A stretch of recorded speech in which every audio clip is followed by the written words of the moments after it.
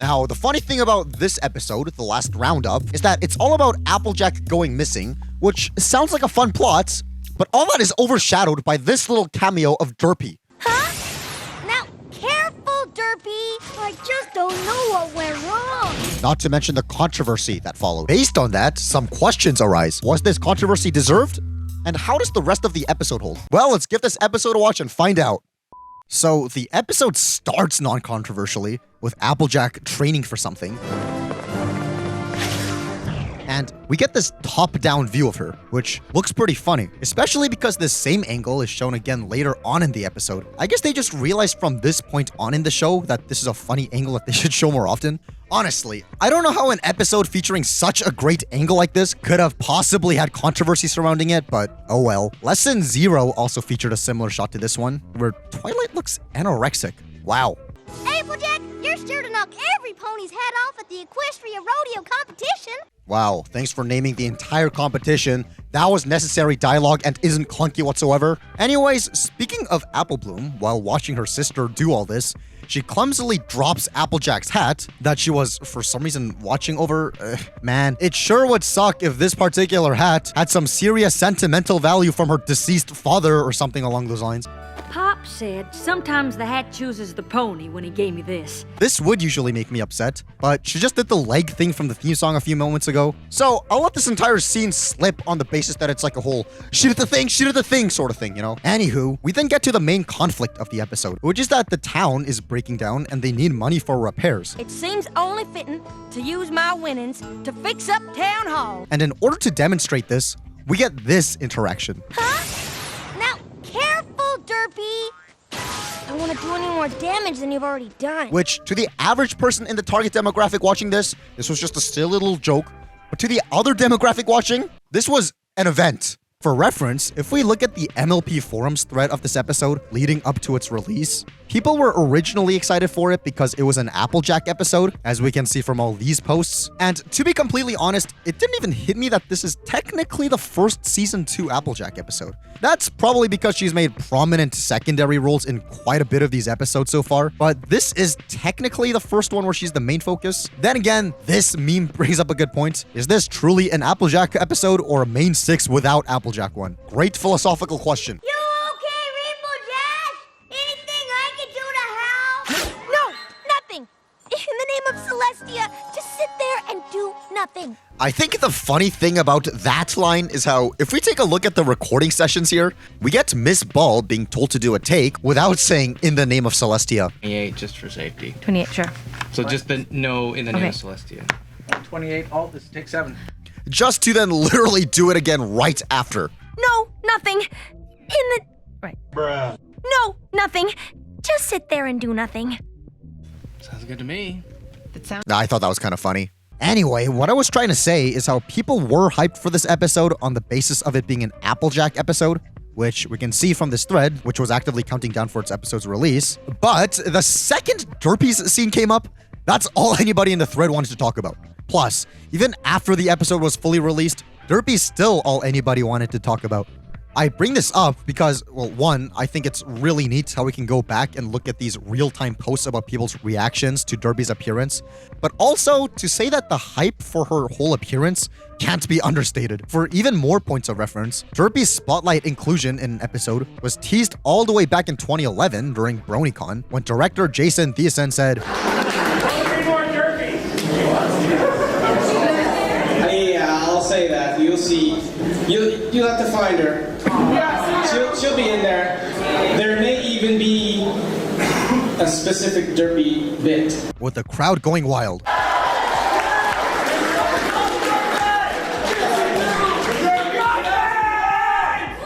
And obviously, the scene he was teasing there, and what everyone was going nuts over, was in fact this scene. We'll come back to this scene in much more detail later on. I just want to dissect the rest of the episode first, because I want to get it over with, and also so that we can examine this scene in proper context with everything surrounding it in mind. So, we see all the town's ponies are gathered near the town hall for a thing. We are all here to send Applejack to compete in this year's Equestria Rodeo competition in Canterlot. And what's kind of notable about this scene is how If we look at the outtakes of the voice recording sessions here, we can sort of see that the original line that was supposed to be here sounds pretty freaking inappropriate. Sounds like Jack up. Sounds like Jack. It does. Okay. Officially speaking to the whole town. Okay. This is take 2. Yes, we are all here to send Applejack off to compete in this year's Equestria Rodeo competition in Canterlot. Yeah, I've got to do that again. It's Equestria Rodeo competition. Yeah, don't say off. It's So don't say off, is that what you said? yeah, do the new line. Oh, I'm sorry. Equestria Rodeo competition. Thank you. Got it. Okay. Good. Yes, we are all here to send Applejack to compete in this year's Equestria Rodeo competition in Canterlot. But on an incredibly similar note, it seems as though Mayor Mare was checking Applejack out. She even looks away when almost caught, and when Applejack tilts her head back away, she then goes back to checking her out. What the heck? Y'all have been cheering me on in every rodeo since I was a little. That guy better be this girl's father, or else I think I have no choice but to call CPS. Then again, this girl is known to be with a bunch of random adults at random points of the show, and maybe they're all her babysitters, and the implication is that she's such a little gremlin that nobody wants to be her babysitter twice. But come on, man, this is not a good look. Anywho, they send Applejack to go compete in the competition, and they say their farewells. See y'all in a week with a big bag full of blue ribbons. Why can't any of her friends go with her again? This is a public competition with awards and stuff, right? You're telling me none of these guys wanted to go see Applejack compete? I mean, really? Not even Apple Bloom after all that hyping up? Then we get a time skip to Applejack's coming home party. Oh, I hope. Wow, they're reusing the same banner from earlier. How cheap. Quiet, Pinky. I think Applejack's coming.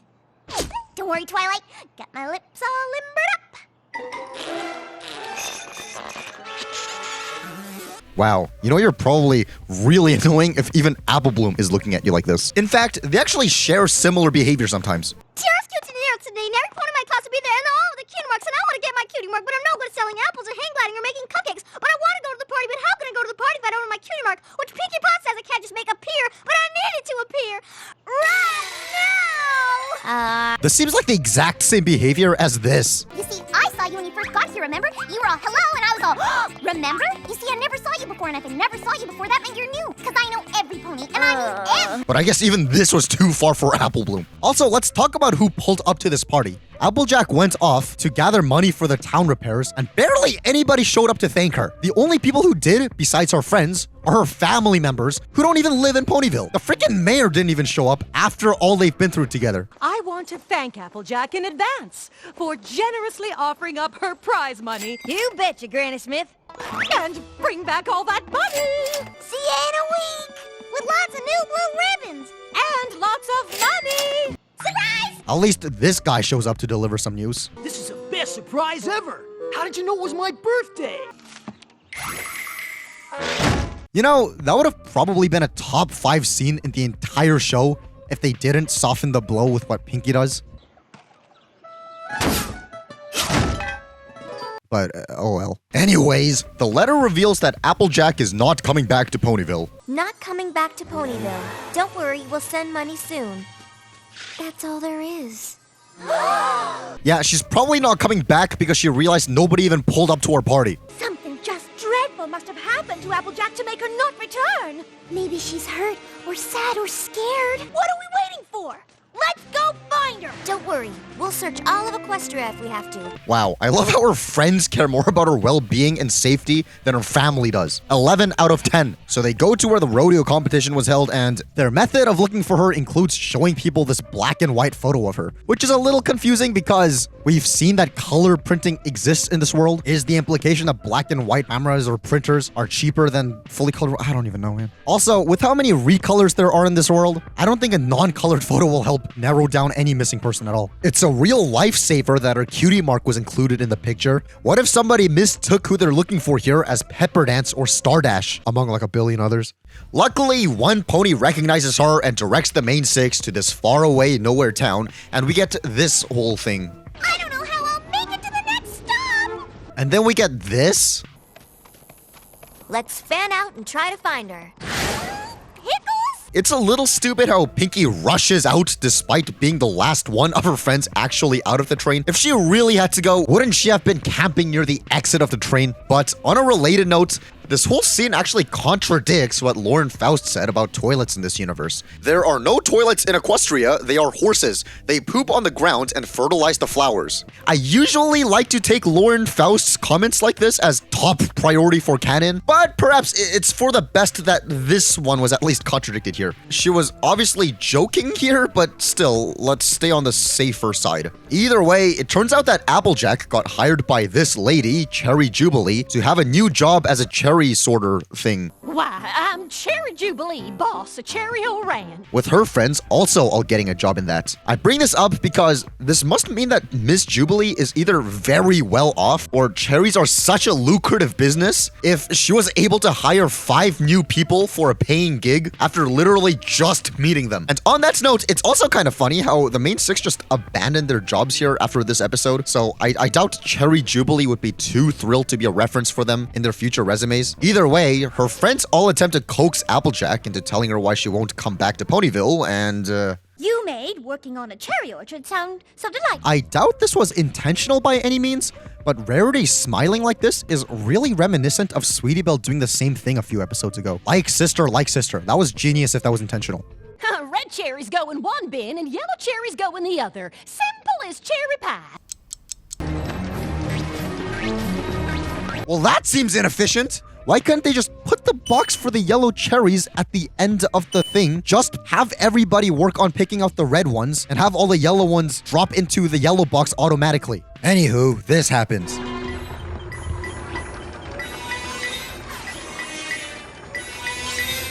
And once again, I have no idea if this was intentional or not, but later on in Rainbow Rocks, a very, very similar thing happens.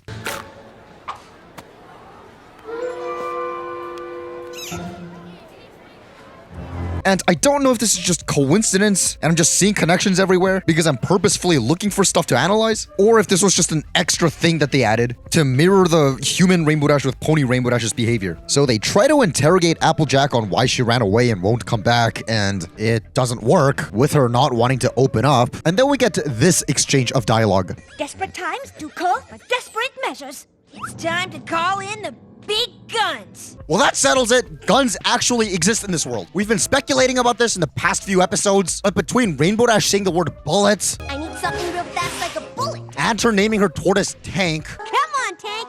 and cannons existing, and now this? Guns. Glad to have some confirmation that my pony Sona can react the same way as real life me would react when his crush rejects him. Okay, on a somewhat related note, on an upload of that clip of Stewie, there's this comment that I found that says, when someone says that Equestria Girls is ... canon, which first of all, it is canon and I will die on that hill. But there's also this response, MLP is cancer, which I guess seems par for the course for a comment from 9 years ago. But it's like, I can't even look for these reaction footage to use without running into My Little Pony stuff, which, I mean, okay. So their new plan is to use Pinky as a bioweapon to get her to annoy information out of Applejack. Have you ever had a cherry chonga? No, I never had a cherry chonga. Well, no wonder, because I made it up myself. Yes, she made it up and people eventually turned it into a real thing. I like funny words. One of my favorite funny words is kumquat. I would work in a kumquat orchard just so I could say kumquat all day. For the uninitiated, a kumquat is a fruit. Kumquat, kumquat, kumquat. Well, it seems as if their plan works because Applejack finally gives in. Can it wait till tomorrow at breakfast? I don't know. Do you pinky promise? What's interesting about this is how what was called the Pinkie Pie swear in a previous episode You promise not to tell Rarity? I swear.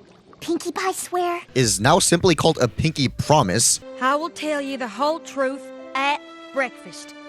Pinky promise.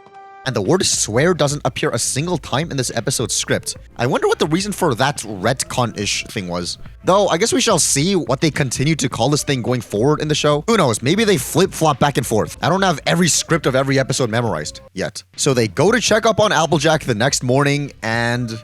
I'm glad we're finally gonna get some answers from Applejack. Yeah. wow, Fluttershy's tail looks like Pinky's flesh. That's not disgusting at all. Good morning, Applejack. You ready for breakfast?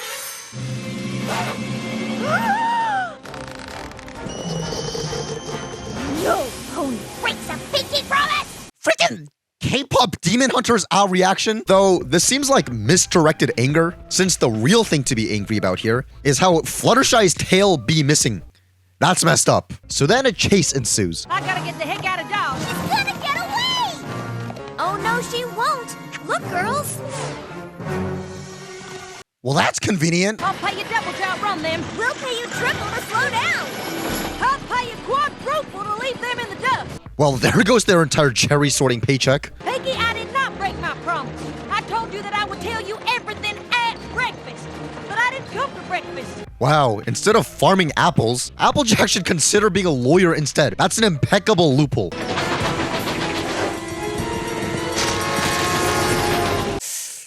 Okay, I guess that's an okay joke. Obviously, the joke here is that they could literally cross the railway in any path they wanted, but in the logic of real-life traffic laws, they smashed through this thing instead. Honestly, this is so dumb because they have no in-universe reason to actually do something like this, but I think the joke works because they don't point out what just happened, and the characters just kind of accept that that's like the only path you're allowed to take here. Lady, you're in trouble. What seems less okay is how this sounds like they recorded this line once and multiplied it 3 times. Lady, you're in trouble. And overlaid that, which gives it this weird echoey effect instead of sounding like 3 distinct ponies. Then again, they have no cutie marks, which probably explains why they're stuck with dead-end jobs and the same voice. That's so fast! You know, Rainbow Dash and Applejack are probably the same speed. Actually, if anything, Applejack should actually be faster than Rainbow Dash, since Rainbow Dash was running this whole time and Applejack was resting on this thing. But who cares? I guess they just wanted to cut to the chase and get the episode over with as well. So the big reveal is that Applejack didn't win a single blue ribbon. Fine. Now you know. You won an amazing number of ribbons. There's every color of ribbon down there. Every color but blue.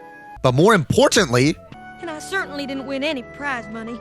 wow, Mayor Mare is probably gonna banish her out of Ponyville. Then again, I guess she lives in Sweet Apple Acres, which is probably outside of Ponyville jurisdiction anyway. Still, wouldn't this have had more impact if Apple Bloom was here? Especially when she was the one originally really pushing Applejack to win the ribbons at the beginning of the episode. You've got more blue ribbons than any pony in Ponyville, and I can't wait for my big sis to win every blue ribbon in Equestria. It seems like there would have been a whole lot more satisfaction with making the script tighter if she were here, especially when considering how we had Apple Bloom tag along in bridal gossip, adding a pretty cool additional dynamic with a layer of family within the main 6. Seems like a lot could have been done in a similar way here, but oh well. At least she's there when her friends tell her everything's alright and they all go back home, which once again causes Cherry Jubilee to be 6 workers down, but oh well.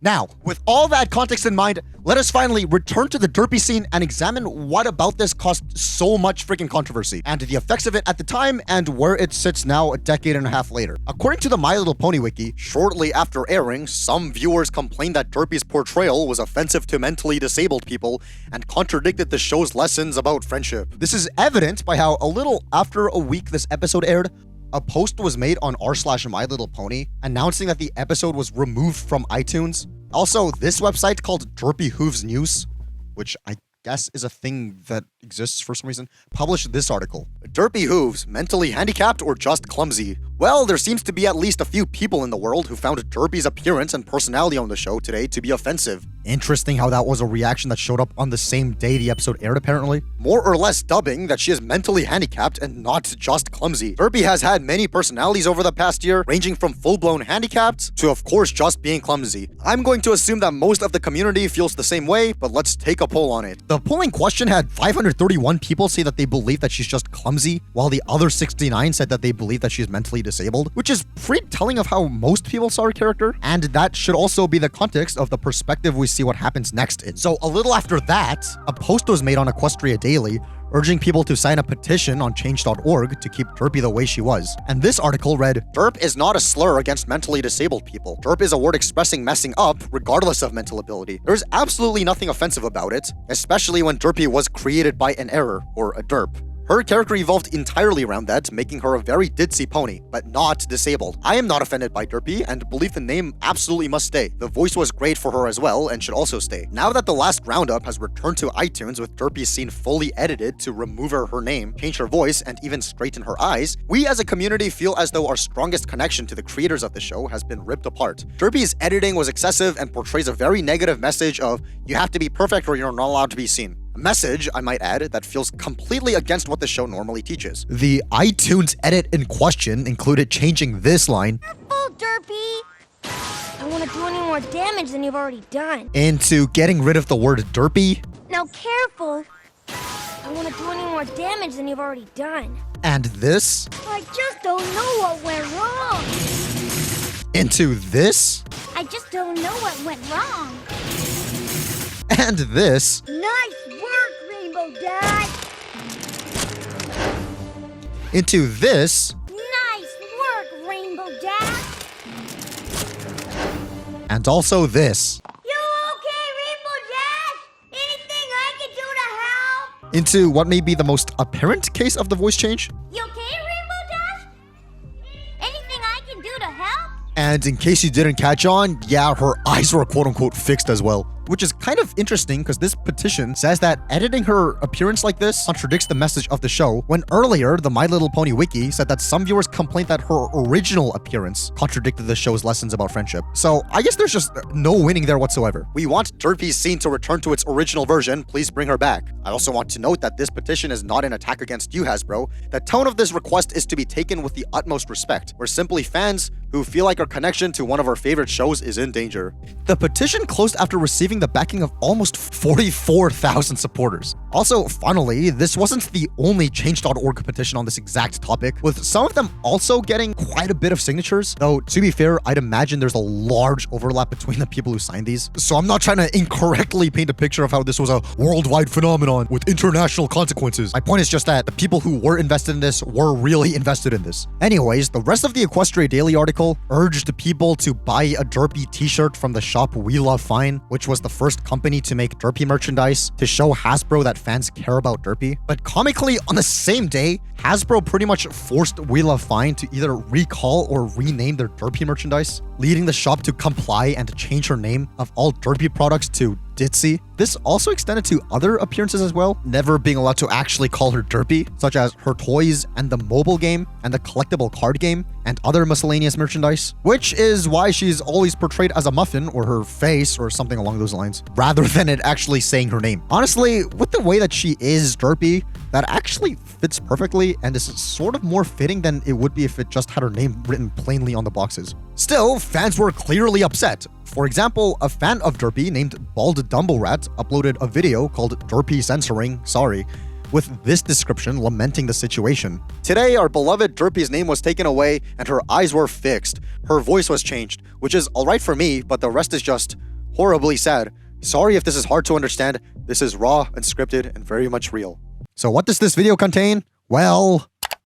My name is Derpy Hooves. I used to be loved by many. I used to make them laugh and fill their hearts with joy. One day, I finally decided to come out and talk to them. And what happens then? Some of them get angry and call me names. Stupid, retarded, offensive. They want my name changed for me to go away forever. I never meant to hurt anyone's feelings. I just don't know what went wrong. And somebody else animated this dialogue and uploaded it a day later. It's okay. No matter what, you're always my best fans. And I love all of you. And I'm really glad that you're all here to support me. And I mean, if my name's not okay... Which... I'm impressed. I respect the grind. Yeah, I know this ain't the most complicated animation in existence, but I know that animation still takes a lot of time, so I'm genuinely impressed that this took only a day to do. Needless to say, this was a whole thing, and it actually seems like a whole wholesome community thing where the whole fandom's coming together to make art and stuff and air their grievances for their love of this show. This is wholesome until you realize that this individual has drawn an image of very unsavory, non-consensual acts involving guillotines and plenty of images I can't show on YouTube involving Derpy, which kind of gets rid of any wholesome aspect about this, but okay, sure. Anywho, back to the whole contradicting the message about friendship thing. I failed to see the immediate correlation of this character and the supposed contradiction of friendship lessons, since you can literally use any character, clumsy or not, to demonstrate friendship. And I guess the actual writer of this episode, Amy Keating Rogers, also saw it that way, because she responded to some guy's email with this statement, which gives us a whole lot of insight into the scene. Whew, this controversy has been overwhelming and exhausting. I actually had no idea that fans were really upset about the Derpy change until your email. And I didn't actually know about the change until I got an email last week from a fan telling me about it. Let me try and put some rumors at rest and calm the fans. And to do that, let's go back to the beginning. Well, I can't think of any better place to start than that. When I first wrote this episode, the character under such harsh scrutiny was named Ditsy Do. We had already established in previous episodes that she was clumsy, she is not the pony you want on your moving crew, and we named her Ditsy Do, thinking of her as being a bit dingy. The character she is referring to is what they say in Winter Wrap-Up here. Ditsy Do accidentally went north to get the southern birds. Oh, that featherbrain! Didn't she learn her lesson last year when she went west? The scene I wrote was originally longer and had a flashback explaining what Ditsy Do had done to damage Town Hall. She and Rainbow Dash were bucking bolts out of the clouds during a storm. Ditsy Do was bucking too close to Ponyville Central. Rainbow kept trying to yell over the noisy bucking for Ditsy to move away from town, but Ditsy could not hear her and thought that Rainbow was complimenting her for her great buck bolting. That should have been great bolt bucking, but sure. Ditsy then hit Town Hall with the bolt and thus the damage. Well, that would have been awesome to see. I was asked to change Ditsy's name to Derpy as a tip of the hat to the fans. For reference, we talked about this when we talked about the first episode of the show in the Season 1 retrospective, which go ahead and watch that if you actually want to know where Derpy came from. But in short, her name came from this 4chan post spotting her and calling her Derpy, which might be the most 2010s thing you can name something, but I dig it. I had nothing to do with the original voice casting. In my mind, she was Ditsy, as her original name implied, but that's not anything I was ever involved with MLP. The scene was made shorter because the script was too long and because the story wasn't about Ditsy/Derpy. That's fair enough, but judging by how quickly the focus of the episode was flipped from Applejack to Derpy from the foreign posts, I doubt anybody would have actually minded it if they went this way. Would it have been a cohesive episode that actually goes somewhere relevant to the plot? Probably not, but still. I got about 10 emails saying how offended folks were. People labeled me as an ableist, a word I'd never heard of, and said that I was being insensitive to the disabled by calling this character Derpy. I then did a search on what Derpy meant, and the first things that came up were embarrassing and awkward, which is what I thought. But then when I did more in-depth searches, I discovered that one definition is retarded. Now, the thing is, I don't know what kind of place would even use that word as a proper definition, since that's not exactly a measurable descriptor in a way embarrassing or awkward is. And at this point, I wouldn't be too surprised if she got this definition from some joke site like Urban Dictionary and ran with it, being none the wiser, especially because she said she had to do a deeper search to find that. Also, I have no idea if this information would have been easily accessible at the time with a quick search like it is nowadays, but the word Derpy or Derp comes from the movie Basketball, featuring the creators of South Park, which South Park would then go on to use the word in their episodes later on. Mr. Derp? When I'm in the kitchen, you never know what nutty things are gonna happen. If you like Chef, you're gonna love Mr. Derp. Oh, Derp! So none of those definitions were attached to this word from the beginning. It was always just supposed to be more of an exclamation than an adjective. But Miss Rogers continues with this train of thought. Now, you have to realize that reading that made my heart sink. My son, Soren, of Soren fame, is severely disabled. As in, she's giving some background info that the character Soren was named after her son, which is pretty neat. Though, I wonder if he could theoretically sue the show for including his likeness. Anyway, we do not use the word retarded in our house because it really has become an offensive slur. And while I knew that it was only a minority of people that defined Derpy that way, it still upset me that I was the writer that put that name out there. It was painfully ironic and goes against the fact that I'm an advocate for the disabled. I also want to note here that while I got 10 negative emails, I also got about 200 positive ones. I knew that the majority of fans were not offended. I got emails from fans with siblings with disabilities and parents of kids with disabilities and fans who had disabilities themselves, and none of them were offended. But I was not the only one getting contacted regarding Derpy's portrayal. Positive and negative feedback was also being sent to Hasbro and The Hub. Someone at The Hub, who knows about my personal connection with disabilities, contacted me asking my opinion. We talked about various options of what to do. 1. Do nothing. 2. Cut Rainbow saying Derpy but keep Derpy's voice. 3. Cut Rainbow saying Derpy and change Derpy's voice. 4. Find a creative way to change Derpy's name in a future episode. Okay, that kind of information feels like something we shouldn't know because it sounds like something that should be under an NDA. But it is cool seeing behind the scenes decisions like this, but I don't know, it just kind of sounds wrong actually knowing about this. But still, needless to say, they did end up going with the third option, as I've shown the changes earlier. On top of that, like I mentioned briefly earlier, the episode was removed from iTunes and rotation on TV in general, until it was quote-unquote fixed, though it was eventually put back up to both. And I was honestly torn about which action should be taken. I went back and forth and back again. It was a no-win situation. Fans were going to be offended no matter what, and while I was not personally offended by the scene, I tried to put myself in the shoes of someone that was. I know that if I was offended by something that I thought was disparaging against the disabled, I would want my voice heard. But then I also knew that an insensitive portrayal of someone with disabilities was never our intention, so why change it? When that call ended, no decision was made, and it was not my decision to make. I am just a freelance writer here, not a network executive.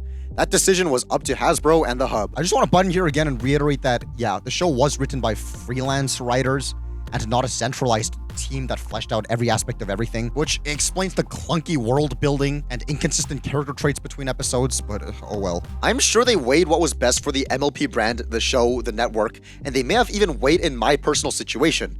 Maybe they wanted to spare me from getting hate mail and people calling me offensive names. It may have been only 10 emails, but each one made me feel absolutely horrible. If the effect on me was part of their motivation for the change, I think that's really amazing, incredibly sensitive, and very commendable. Yeah, if they actually factored in the mental well-being of the episode's writer, that is a really good reason for the change. But there is information we're going to be seeing later that may imply that this change was done only to appease a certain group of people and brand image, but we'll get there when we get there. In the end, Derpy's voice was revoiced to be more ditzy, and while, again, I had nothing to do with the casting, this is closer to the voice that was in my head. As for cutting her name, if it truly can be defined as retarded, then I'm personally glad that name is gone. I wouldn't want my writing to perpetuate children, our target audience, to call other children Derpy with that meaning behind it. So I know the fans are upset, but please don't be upset at Hasbro or The Hub or DHX Media or the anti-Derpy fans or me. Let's remember what the message of MLPFIM is: tolerance, kindness, understanding, and most importantly, friendship. All my best,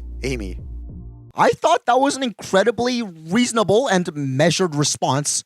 However, the media didn't see it that way, since a little after this, an article was published on Daily Mail titled "My Little Pony fans blast producers as much loved character is altered to seem less mentally disabled." This might be like in the top 10 of the worst possible articles ever published, since first of all, it refers to bronies as brownies,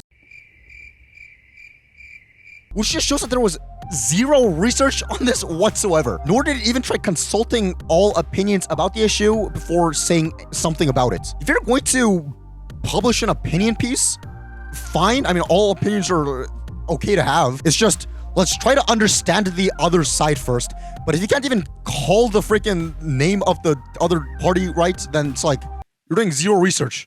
Yes, it does say bronies later on in the article, but this isn't good enough. What the heck? The article paints this whole thing as older people trying to make fun of autistic children. This is said to stem from the sound some children make to each other at schools, making fun of those with Down syndrome and other disabilities. This is obviously far from the actual truth, and I think I've laid out enough context from where the word comes from, and the background and origin to how everyone in the fandom actually saw Derpy based on that poll, and how nobody in the forum was making fun of Derpy. They were all celebrating her appearance, and people saw her as a sign of connecting the show to the fandom, which gave them a deeper appreciation for the show. So there was nothing about making fun of Derpy in this whatsoever. But of course, the article didn't see it that way because it doesn't really care about journalistic integrity. So make of that what you will. I will say this for devil's advocate though. If you do want to be offended at any quote-unquote mentally disabled character from the show, why not direct your concerns toward this guy, who literally has a snail for his cutie mark to indicate that he's slow, and he also acts like this. Well, no, but nothing. The proof is in the pudding. I like pudding. He even has a similar voice to Derpy's old voice. Snails, you thinking what I'm thinking? Why is it they call it a flea market when they don't really sell fleas? Yeah, especially when this guy is school pony aged and often appears in school settings, meaning that the target demographic of the show watching this likely actually has a classmate or two who act in a very similar way to this guy. Oh, phew! For a second, I thought we were gonna have to, learn stuff. I know for a fact that when I was watching this show as a kid, Snips and Snails reminded me of a couple people in my class. Now, I didn't bully them or anything, but this kind of portrayal did kind of paint a picture in my head that thinking of them as different or below me was okay, just because they were slower. Now, that's mostly on me, and I wouldn't blame that on the show, but my point is that when there are things along the lines of this controversy you would actually want to build a case for, Snails would be a far more reasonable target for that than Derpy. I just really think that targeting this towards Derpy was very, very dumb and probably only done by big media to punch down on the newly emerging brony subculture just because they're new and different.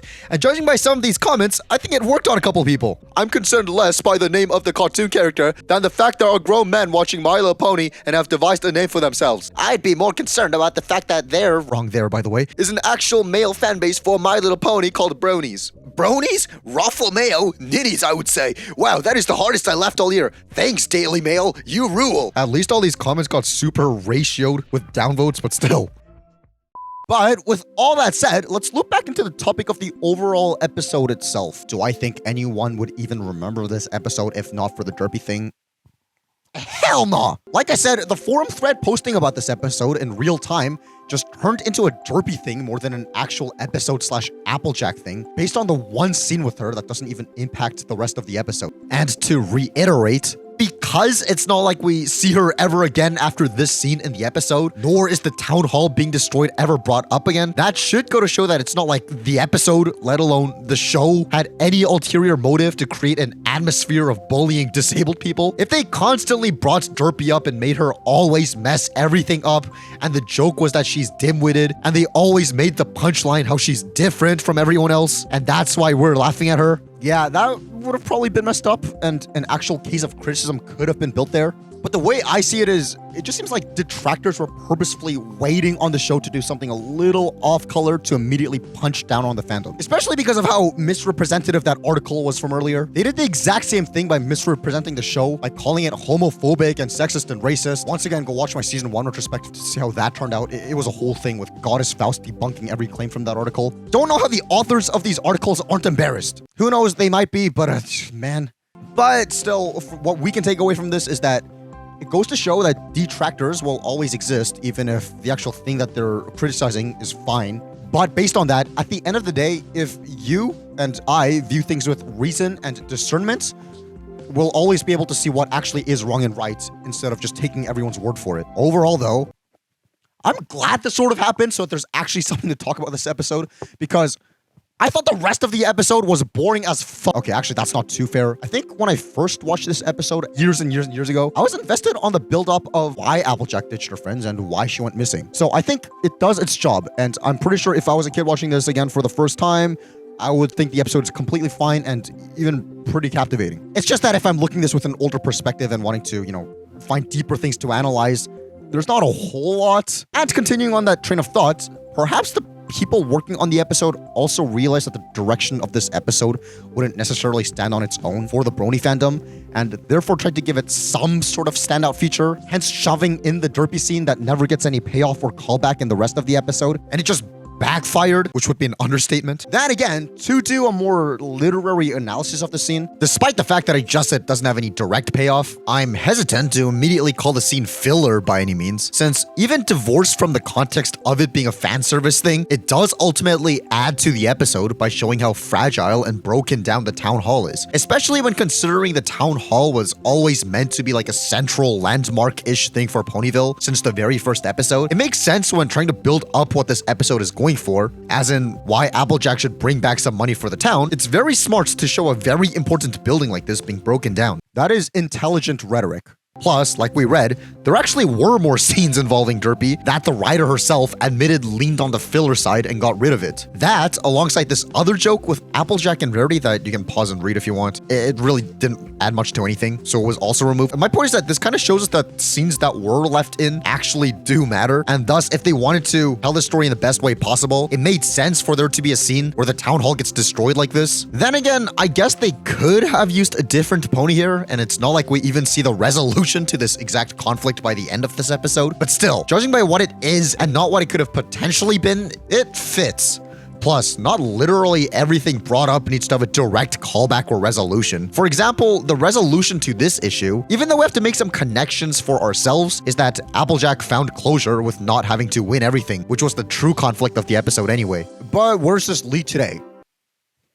Who cares? Nobody would even remember this controversy if it weren't for people still making videos about it. And the only reason I'm talking about it right now is because we're going through every season 2 episode in order, and this was just way too important in the show's history to not mention. But it's not like this is like a perspective that's only happened after the dust has settled after all these years.